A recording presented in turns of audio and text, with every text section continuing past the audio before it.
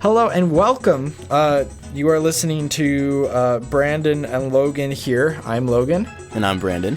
And we have decided to do something that we've been wanting to do for a long time, and that is have discussions that the internet can hear, that, kind of a podcast. So today we got something very special from Nintendo that they did not announce beforehand, that being a Mario Kart 8 Direct. And before that, the day before, we got a E3 announcement from Nintendo, kind of the plans for E3 and Smash Bros. And a lot of excitement there. So I think this was kind of the last thing we expected, is to just get another Direct, even though the game's coming out in a month. Just kind of came out of nowhere. I know. So, but nice surprise anyway. I woke up this morning and I'm like, oh my gosh, look at this, more Mario Kart information. And not to my surprise, kind of to my surprise, because I didn't expect some of these things, but I was very pleased with what I saw. As was I. So we have some things that we want to talk about. First thing that we want to mention is all the improvements they have made to the series with this game. And the thing that stuck out to me the most personally was their focus on balancing the game out. And I know you really liked this item. And the super horn. The super horn, right. This is the first time in the history of Mario Kart that you have a countermeasure to the blue shell item. Right. And there were other ways you could avoid it. I know there was a way you could boost past it. But it wasn't something that was kind of meant to avoid it, even though there was but it was very difficult to do. This seems a lot more accessible. Of course, the item doesn't exactly appear very often. A lot of the people that went to Nintendo's press event regarding, the new information said that the item appeared very rarely, even less than that of the blue shell itself. Okay. Well, if it appeared in the same frequency as the blue shell, the blue shell would be kind of useless in that sense. That's true. And that being said, the super horn is also a very powerful item. It can hit anybody around you, and that can be devastating.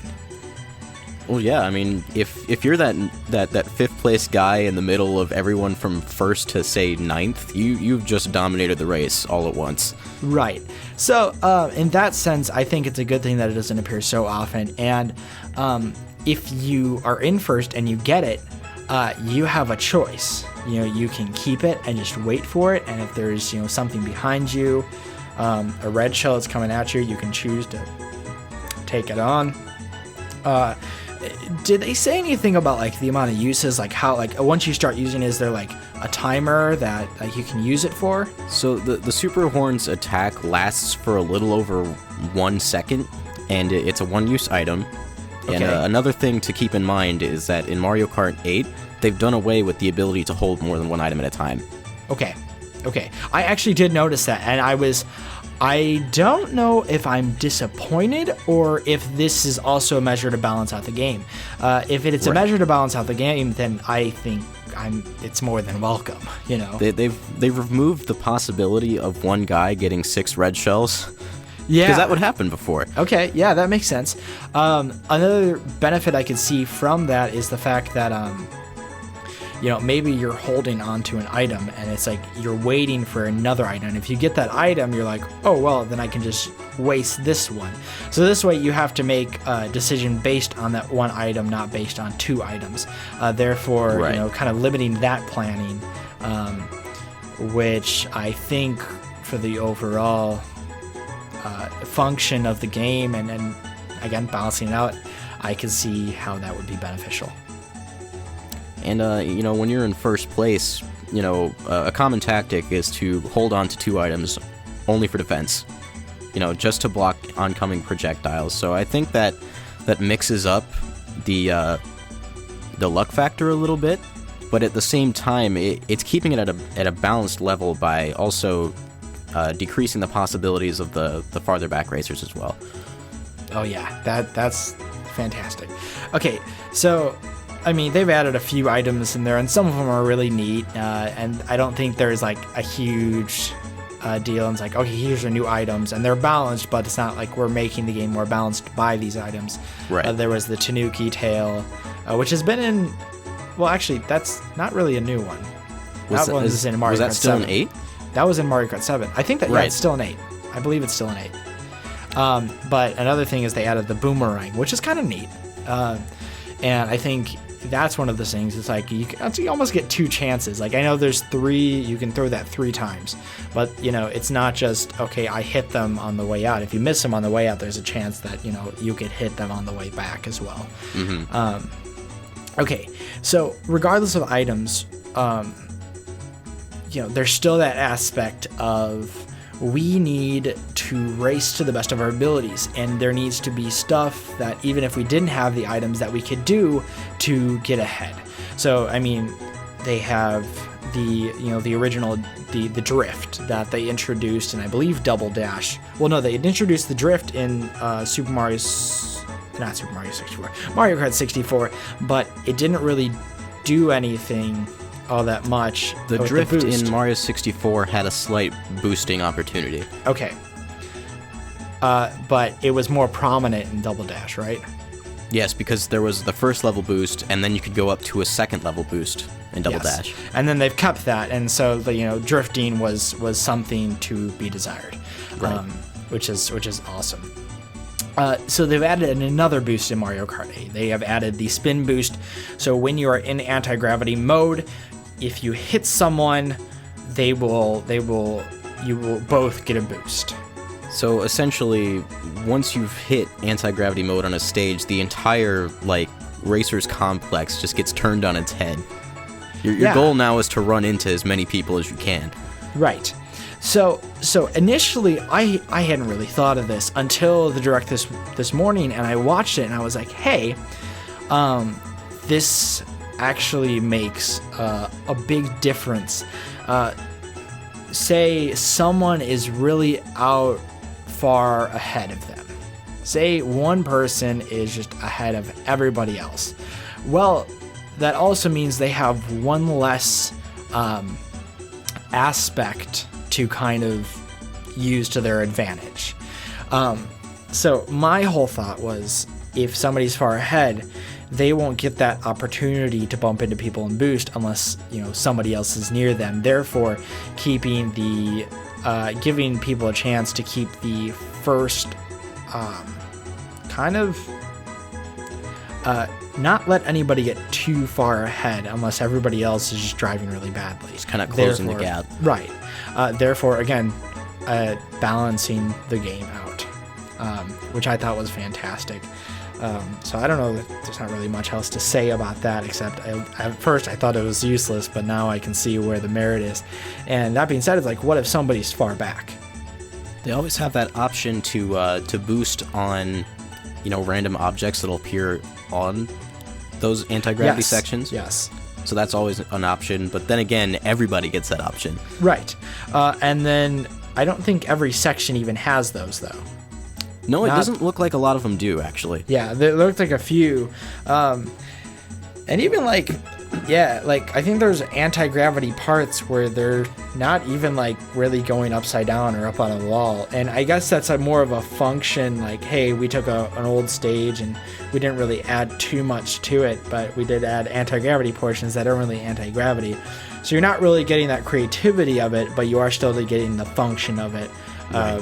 Which, I mean, I feel like they more disguised the function as anti-gravity, which is okay because it looks good aesthetically and it kind of makes sense. They kind of just turned it into another terrain, kind of like the underwater and the gliding sections. Yeah. Each one of those, drastically changes the way you race, and personally, I find this one to be the most exciting out of the 4. Yeah, because there's more to it. Yeah. There's that opportunity for that boost. There's also that difference of track design. We can design the tracks to be ridiculous and so much more ridiculous than they once were. Mario's circuit is a Mobius strip, And that's, part of the reason. It's like, okay, this is the 8th game, but then like we can design this to be like an 8, which is a Mobius strip. It's really creative. And it just kind of works. It's really neat. So yeah, the boost there's just a lot more in the game that is just with, putting items aside that you can do to improve your game. Right. Adding in more factors, which is really neat. That being said, the last thing I wanted to mention in terms of balancing out and making the game more fair is the fact that they've kind of evened out the differences between the carts and the bikes. Yes. They've stripped the bike of its ability to always go into a wheelie, which if you were on a straightaway in Mario Kart Wii and used a wheelie, you'd get a speed boost for the duration of that wheelie. In the case of Mario Kart 8, they turned the wheelie into an aesthetic feature of using a boost. Okay. And they had a demonstration about this too. The fact that there are certain advantages that the top speed of the kart is faster on a straightaway than a bike, but then the bike is also it's got a lot more handling. It can take corners a lot better. Yeah. And not have to reduce its speed so much. So depending on the course, there may be an advantage. And I'd imagine there'd be a balance of them within each Grand Prix. It's like, hey, you might do better on this with a bike, or you might do better on this with a kart. And then there's also the player factors. Some people will be better with something that handles more. Other people will be better with something that just goes faster. And they can even take that further using the kart customization features. Yeah. Oh, God. I'm glad they brought that back from Mario Kart 7. I'm really glad they did. So that's something exciting.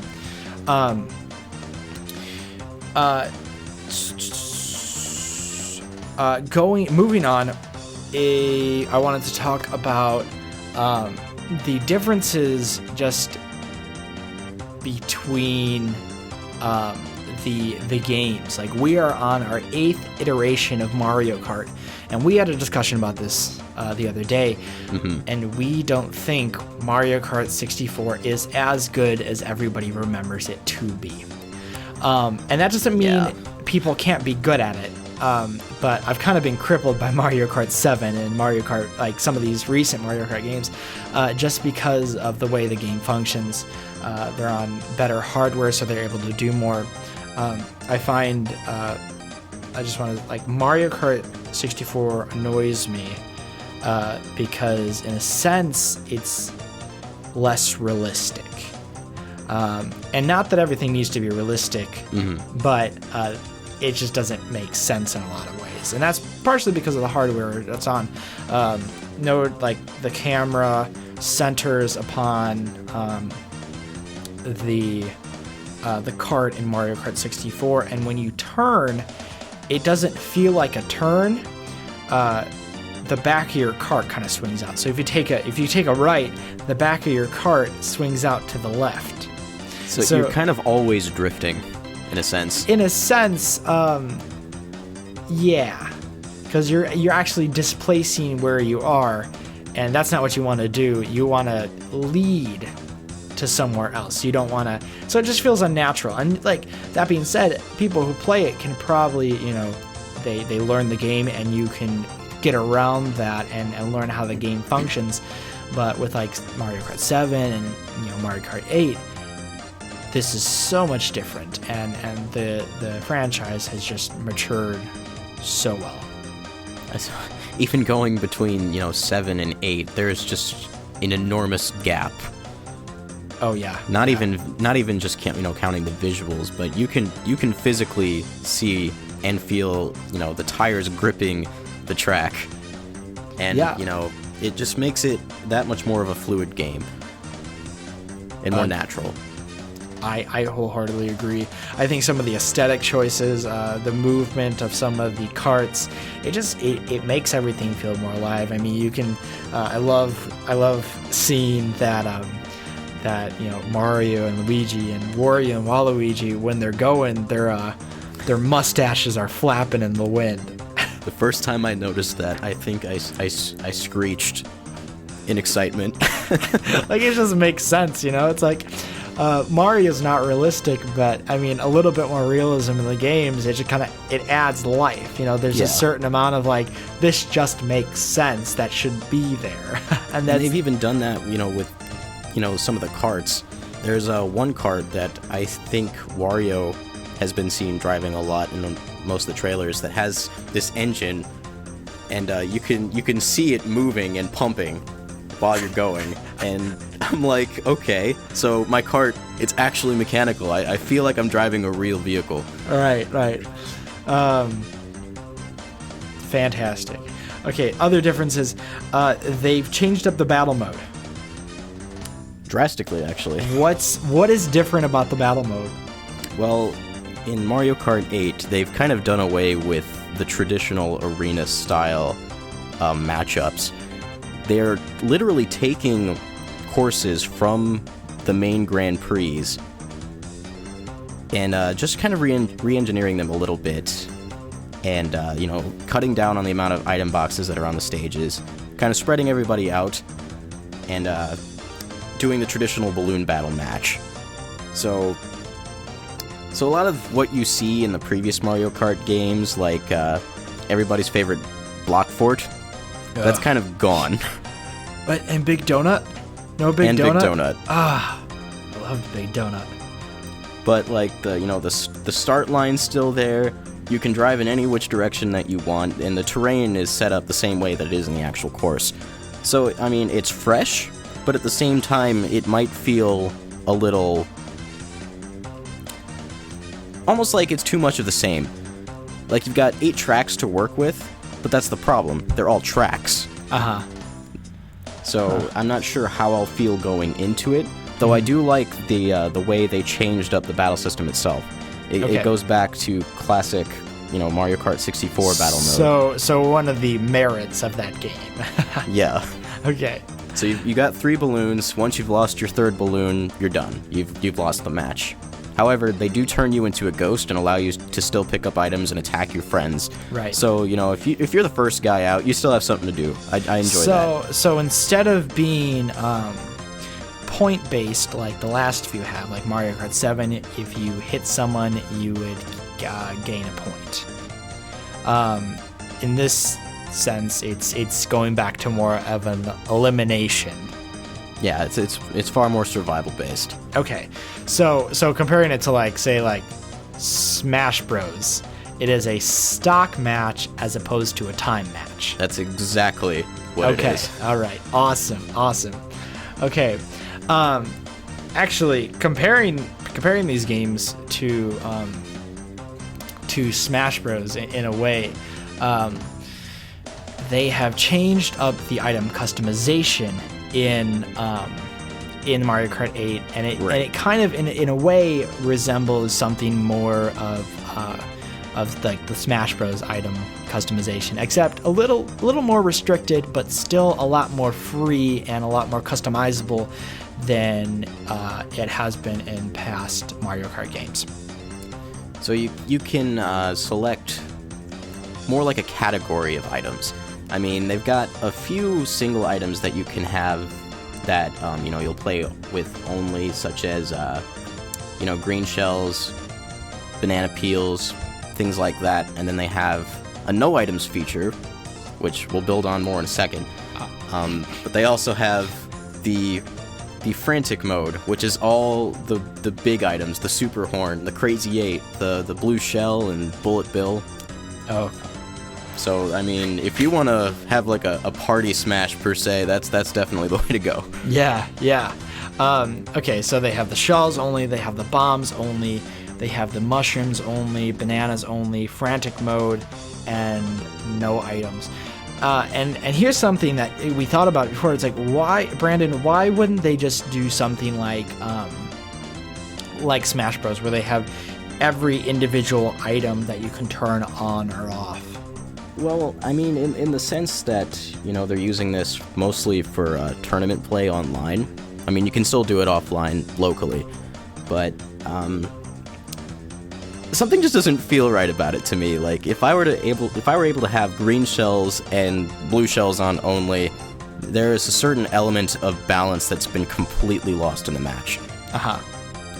So if you have only green shells on, now it's a test of how well you can aim your shots.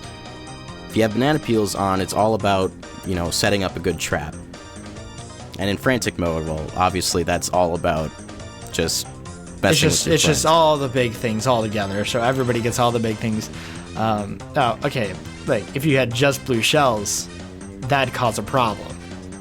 Well, because, the blue shell only attacks the player in first place. Right. So, I mean, in a sense, everybody's kind of screwed. Right. And then obviously the no items is just like pure skill. Like you just do everything you can in terms of your racing ability to win. And I think that's great. I think it's like, actually something I wanted to say about this. It's like you saw the developer when he was comparing the bikes versus the karts, and he raced on the track alone without any items. So that was purely his driving skills. Mm-hmm. So, I mean, there is that huge idea. It's like, look, if we just have people on the course, who's going to win? It's going to be the people who have worked the hardest at learning the course and kind of putting their driving skills, therefore putting the rightful people on top. And then also adding like a new sense of competition instead of like, hey, look, I just got a blue shell. So I think that's really awesome. And they're kind of there. These different modes are there to have some sort of balance instead of just, picking and choosing, which might screw up the balance, which is really nice. Right. It offers a lot more modes per se. I mean, they're not modes in themselves, but when you set up a tournament online, it's completely up to you how the race is going to go. And I think that's fantastic. Okay. It's essentially making a For Glory mode. Okay, so let's talk about online then. One of the things is probably one of the biggest things that they're making a deal out of is Mario Kart TV. Yes, Mario Kart TV came as a surprise to me, I'll tell you that. Well, didn't they mentioned it before, right? But they mentioned it briefly, but they really went into detail this time. Okay. One of the things I think is cool is like, okay, people who want to show their stuff off on YouTube, they can do that. They can like, hey, here's a highlight reel, and anybody can say, look, I'm showing off to YouTube, or Miiverse, which anybody who has a Wii U will be on Miiverse to some extent, and you'll be able to share and comment, and that's pretty neat. That better promotes their own social network. I really liked that. Yeah, which I hope they definitely do more of. Yes. I like how they're kind of embracing the people on YouTube that, thrive off of, their gaming channels. It's kind of like, throwing a bone in that direction. Right. I feel like Nintendo has made like kind of almost a 180 on their whole like opinion about like YouTube and content, because a few months ago there was that whole ordeal where they were taking stuff down, and they were flagging things right and left that had their games in it, and they were also taking that revenue too. Right. So it's like, oh, you can do this, but you got to give us a cut. And I don't think the vast majority of YouTubers actually make all that much, unless they're like really, really big YouTubers. Right. But if I'm not mistaken, hasn't Nintendo since taken that back? Yes. There's been some back and forth, but I'm pretty sure it's been okay. I'm pretty sure, like, I don't think they have a huge deal with that anymore. I think, honestly, it's more of a problem with YouTube itself right now, and that kind of copyright system they have. It's kind of broken, as far as I know. But going back to Mario Kart TV, it automatically records your like your plays, right? The game. It automatically will record every race that you do, and it will retain the last 12 that you've done. So the last 12, so like the last 3 Grand Prix. Exactly. Okay, and you can upload these in 30, 45, or 60 seconds, I believe. And then also specifically like highlight reels, and you can display the full race, and then you can share that on Miiverse. You can share that on Mario Kart TV. You can share it on YouTube. And those videos will be in HD too, but they haven't specified whether it be 720 or 1080. Okay, well I'm not a picky person. If they were in 720, I'd be fine with that. Right. I mean, I'm playing the game anyway. I'm just looking to see what everybody else is doing. So, okay. Other things. Game chat. There will be game chat. Okay. Right. And yeah. Okay. I'm not familiar of how it's going to work. Are we at all familiar of how it's going to work? From the Direct, it seems that game chat was going to be limited to the lobbies before the race, not during races, but you'll be able to use text chat and voice chat while you're in the lobby with your friends. Okay. So not during the race. That's the way they described it in the Direct. It seems like a very odd choice. Yeah. I mean, one of the things is like I'd rather have like a party chat feature on the Wii U, which isn't out of the question. It is just not there. Right. And that's something I'd like to see from Nintendo. So that's not just a Mario Kart thing, even though it's like, okay, it's there. And let's hope it works out for the best. And let's hope on some form it helps the online community, and it helps communication, and it's beneficial in some way to the community. Nintendo's kind of had a history of easing into new things, so I feel like this is just a big starting point for their games in the future. Yeah. Okay. Also, another thing online, user-made tournaments. I loved, this is probably my favorite feature about the whole like online deal. Like it's just, it's got me excited. You know, Mario Kart 7 had their community feature where you could have community races. It was kind of like liking a Facebook page, and then you're kind of part of that group. Right. But in this case, you as a person can set up a tournament with your rules, whatever items you want. You can even limit, the cart customizations that can be used. All kinds of things. You can set the date, the time, and then once the tournament is posted, you're given an ID, which you can then give to people so they can find that particular tournament, or they can find it through search. Okay. Now, can you do you know if you can search your friends specifically? I don't believe they touched on that. Okay. But I'd be under the impression that you'd be able to see your friends' tournaments. Right. It would be nice to just maybe just have a list of tournaments off the bat. It's here's some random tournaments that you could potentially join, and maybe there are so many slots, and then you'd have a friend list, here a list of your friend tournaments, and what you have scheduled for that. That would be a nice feature. Yeah. They do have the separation between public and private. Okay. So I mean, if you set it to a private tournament, then you have to provide that ID. But I think in that sense, you'd be able to invite your friends directly. I would be under the impression you could do it that way. Could you do it do you think you would be able to do it in a public event as well? To have your friends join? Yeah. Okay. See that? Okay, this is more appealing to me. Well, yeah, it's more appealing to me too. Okay. Well, I mean, the online is shaping up well. That being said, let's hope that the online perform as well, as in addition to sounding good.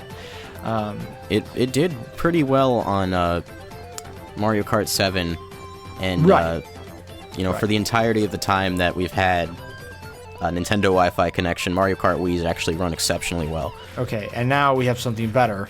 We have the improvement. We have Nintendo Network, which is what Mario Kart 7 utilizes, and I've had wonderful online experiences with 7, even though it's a little bit limited, and as opposed to what they have now for Mario Kart 8.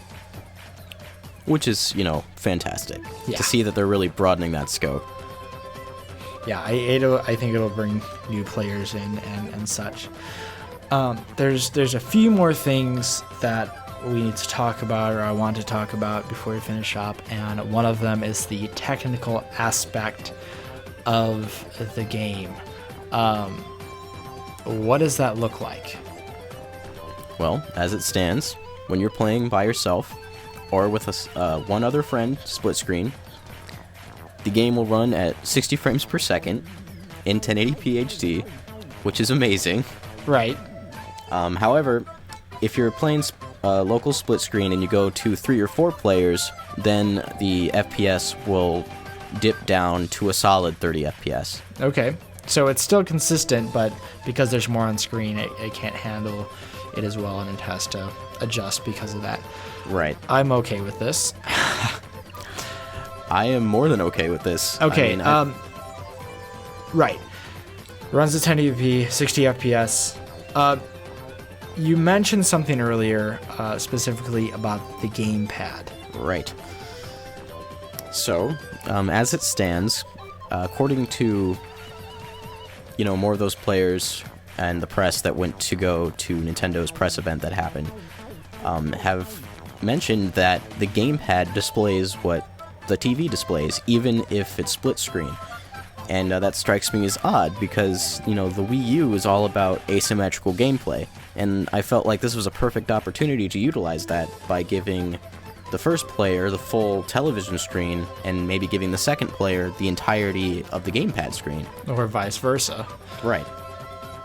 And that seems to be missing here. I feel like Nintendo is perfectly aware that that is something that they should do, and that maybe it's not there because it can't be.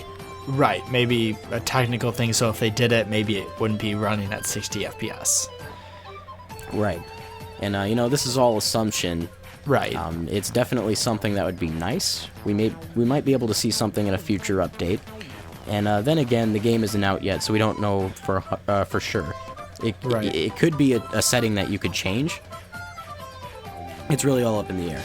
So, one of the other things, in terms of the gamepad, I noticed that, in a lot of the demos, you could see the gamepad screen, and on the gamepad screen, you'd have the standing, of where everybody is in the race, first place, second place, up to 12th place. But there was also a large, kind of emblem in the middle, which I assumed was like a horn or something like that. Yeah, you can press the emblem and your horn will go off. Okay, so if you're playing, can you, is that there by default, or if you're playing multiplayer, can you change that to be reflective of what is on the TV? Is that the options? I would imagine it would be in the options. If I'm not mistaken, in Mario Kart 7, you did actually have some options with the bottom screen. I believe you could switch it between just seeing placements and a general overview of the racetrack to a close-up version of the racetrack to where you could see, what's generally around you. Right. I would imagine that the gamepad would offer some sort of customization options in that regard. However, when you're playing multiplayer, I would imagine that would go away just for fairness' sake, because not everybody's going to have access to that. Right. Okay.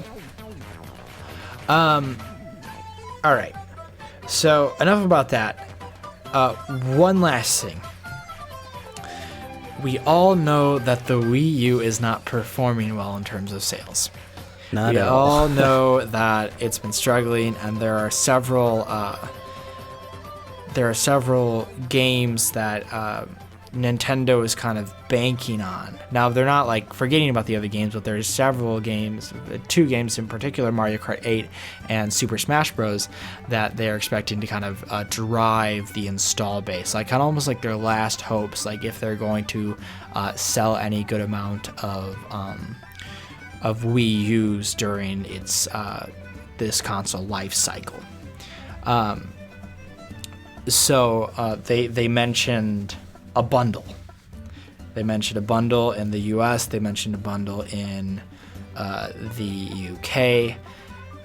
This is the first step in trying to market not only Mario Kart 8, but the Wii U, and kind of make that drive to make the Wii U something that the consumers are going to want because of the content on the system. Right. What should Nintendo do? What does Nintendo need to do starting with Mario Kart 8? They need to do exactly what Nintendo of UK is doing with a full year-long marketing campaign for this game. The bundle is fantastic. You know, you'll get the Wii U, Mario Kart 8 in the box, a red Wii wheel, and a Mario-themed Wii Remote Plus, which is a plus. Right. But for the people that want to play Mario Kart, now they have an option to get that bundled right with the system. And when other consumers see that on the store shelves, if they bought a Wii with Mario Kart Wii, they might say, hey, look, it's the new Mario Kart on the new Wii U. I gotta have that. Right. And they actually have another promotion that goes alongside with Mario Kart 8 for both people that would buy the bundle and the game on its own. If you buy the game between May 30th and the end of July, you will be given the option to download one of 4 games for free. And those games are New Super Mario Bros. U, The Legend of Zelda: The Wind Waker HD, Pikmin 3, and Wii Party U. They did a nice job in splitting those games up by audience. You know, you got casual Mario fans for New Super Mario Bros., the casual Wii fans for Wii Party U, and then you've also got The Legend of Zelda, Wind Waker HD, and Pikmin 3, 2 of Nintendo's biggest titles on the system. Yeah, and then, you know, they tend to be maybe a little more intricate. I mean, Zelda, obviously, Wind Waker being this action-adventure game. Right. And people who love Zelda, they're like, hey, well, I can get this Wii U and I can get Zelda at the same time without having to spend a whole lot of extra money. Or even Pikmin. I mean, personally, I love Zelda, I love Pikmin, I love Mario Kart. So, I mean, here I am. I don't have a Wii U. This bundle is slightly more than some of these other ones because it comes with a Wii Remote, it comes with a game, which is okay, because it comes with those extra things. But then the fact that it's like, okay, you have this game, you register it, and you can get a free download of one of the other games. And games that I've been wanting to play for a very, very long time. Which is, you know, that much more of an incentive to get it. For someone like you know, who's going to go out and buy Mario Kart 8, you know, at some point because you already have a Wii U, well, that's a reason to get Mario Kart 8. Well, for me, this is that much more of a reason to buy a Wii U. So not only are they going to move units in terms of Mario Kart 8 that people will be buying, but they're like, hey, look, we can give away free games, which are digital, so they're not going to have to dish out anything for physical copies, so they're not going to be losing a lot of money on this, except for the potential money that they could be. But at the same time, the sales for these have probably kind of dropped pretty low, and this is the way it's like, okay, well, we're not selling too many of these anyway. We can kind of bring these back in a sense, and make them a little bit more popular, maybe sell more because of it, and just sell more Wii U's in general, which will allow us to sell more games and make more money. I think this is a fantastic marketing strategy for Mario Kart 8, and the Wii U especially. But if Nintendo really wants this to work, they have to advertise. Yeah, people need to know that they have that option to get that free game alongside with what they're getting in the bundle. Because, you know, if they just get the bundle with Mario Kart 8 and they don't know about that promotion, they might not be as intrigued as they would be otherwise. Right. And you know, that being said, like, this kind of proposes that the Wii U is a much better value than, say, other consoles that people might consider buying instead. Right. Right now, like, if you buy a PS4s are $400, and then you have to buy an extra game. Generally, unless it comes in a bundle, but then the bundle probably costs a little bit more. If you buy an Xbox, I think there's only one bundle that is actually the same, one bundle, which is the Titanfall bundle, and it is the same price as the day one bundles. So that being said, if you're going to buy an Xbox One, you're probably going to want to buy that bundle if you can get your hands on it. This being said, like, this Wii U bundle is a little bit more. It comes with more, but then you also getting a game that will allow you to get another game that you'd probably want if you wanted a Wii U. It's like they're the better games that have come out on the system. And when you take a look at the value, the Wii U at launch was $350 plus Nintendo Land. If you take out Nintendo Land, we could put the console at $300. And in this bundle, you're getting a Wii Remote Plus, which would cost you $40, a Wii Wheel, which is another $20, and Mario Kart 8, which is another $60, plus another free game, which is another $60. So that's $60, $60, $60, $180 more in terms of the value. So this is probably the best bundle you'll see out of the console ever. Until, like, obviously the price drops and, you know, we're on to the next console cycle. But this is, I think this is the first time in the Wii U's life that I honestly think it's been really, really compelling to where it may have a chance of competing with what maybe the PS4 or Xbox One is offering in the eyes of the public. Now, to a strong Nintendo fan, obviously the Wii U offers more, but to the average consumer, I think this might change some people's mind, or at least, you know, kind of make their ears perk up and listen to what Nintendo has to say. Right. There's another advantage to the route they're taking with the promotional game that I think will be really nice for people that don't know about it, but you have to make a Club Nintendo account. And Club Nintendo is a great way to, you know, redeem coins for registering the Nintendo software and hardware that you buy. That's another way to get more games. Right. They have a wonderful selection of downloadable games that you can get by using the coins that you will get for purchasing the system. Right. And actually, something I want to mention is, like, okay, on Club Nintendo, they work in coins, and you spend these coins to get more games, to get prizes. A downloadable, you know, simple game like a retro game on the Wii U or the 3DS can be anywhere from 150 to 250 coins. If you get a Mario Kart Wii U bundle, that's 160 coins just for the Wii U. Right. Now, I'm not sure if, because it's a bundle, it'll register as the bundle, and it'll register like 160 because you got this, and then the Mario Kart game won't be worth anything. But I'm assuming that it will be worth another 50 points as they register separately. Yeah. So you register those, that'll be 210 points right off the bat. Now, if you get another game from the free promotion, that is another 40, 50 coins. That puts you over 250. That gives you essentially another game if you choose to spend it on that. Exactly. So if, you know, they're offering a retro Game Boy Advance game on the Wii U that month, I bought a Wii U bundle. I bought the Mario Kart bundle. I have Mario Kart. I have, let's say, Zelda. And then all of a sudden, I have what's a Mario and Luigi Superstar Saga, or Metroid Fusion, or an NES game like the original Legend of Zelda, which, you know, or a Mega Man game.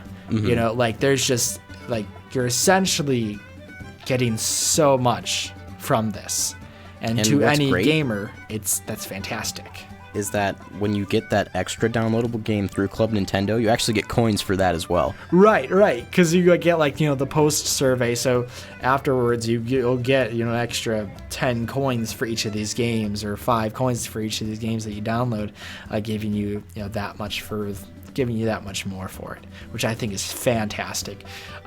So, I mean, Nintendo's kind of always pushed this value. You're getting more than what you're paying for. And that's ultimately what's going to sell the console, alongside Mario Kart 8. In the current generation that we're in, the Wii U bundles are a heck of a lot cheaper than what you'll find in the PS4 and the Xbox One. Yeah. So with younger audiences, you're definitely going to have Wii U owners in that regard, but maybe people who already own a PS4 or an Xbox One that wanted to play Nintendo games, well, now they have this outlet, a wonderful outlet. Yeah.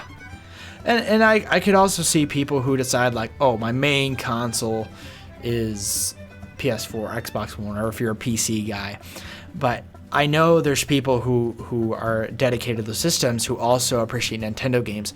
So maybe this will also spur them, say they already have one. It's like, this would be really cool. So now I can play all my Nintendo exclusives on the Wii U. Therefore, Nintendo sells more games, sells more consoles. So if it's not your main console, they could easily sell this as a secondary console in some people's households.